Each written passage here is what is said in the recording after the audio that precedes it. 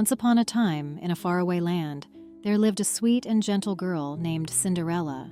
She lived with her wicked stepmother and 2 stepsisters who were very mean to her. They made her do all the chores, and she had to clean, cook, and take care of the house all day long. Poor Cinderella never complained, even though they treated her badly. One day an invitation arrived from the palace. The king was hosting a grand ball, and every young woman in the kingdom was invited. The prince was looking for a bride. "Oh, how wonderful," Cinderella whispered to herself. "I wish I could go to the ball too." But when her stepsisters heard her, they laughed. "You? Go to the ball?" One of them sneered. "You're just a servant." Her stepmother added, "You'll stay home and finish your chores, Cinderella. You don't belong at the palace." Cinderella felt tears in her eyes, but she stayed quiet.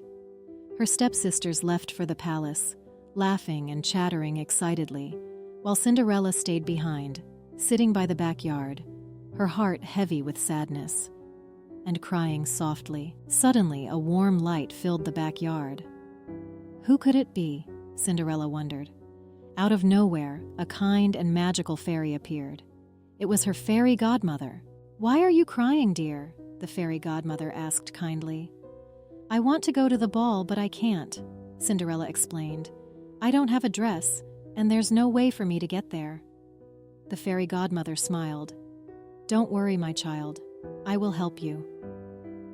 With a wave of her wand, the fairy godmother turned a pumpkin into a sparkling golden carriage.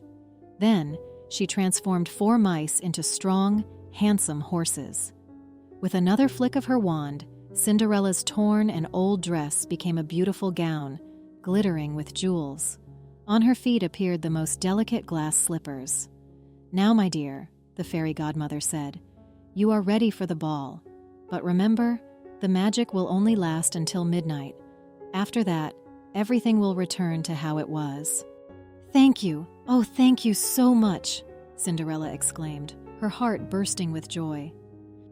At the ball, the prince noticed Cinderella immediately. He walked over to her and asked, "May I have this dance?" Cinderella smiled, and they danced together, twirling around the palace. They danced and laughed, and Cinderella felt like she was in a dream. But as the clock struck midnight, Cinderella remembered the fairy godmother's warning. "Oh no," she gasped, "I have to go."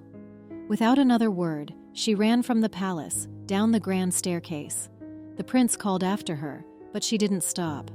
In her hurry, she lost one of her glass slippers. Cinderella hurried home just in time. As she arrived, the carriage turned back into a pumpkin, the horses into mice, and her dress into rags. But she still had one glass slipper in her hand. The next day, the prince sent his men to search the kingdom for the owner of the glass slipper. They went from house to house, trying it on every young woman. When they arrived at Cinderella's house, her stepsisters eagerly tried on the slipper, but it didn't fit them. "May I try?" Cinderella asked shyly. Her stepsisters scoffed, but the men allowed her to try. To everyone's surprise, the slipper fit her perfectly. "It's her!" the men declared. "She is the one the prince has been looking for."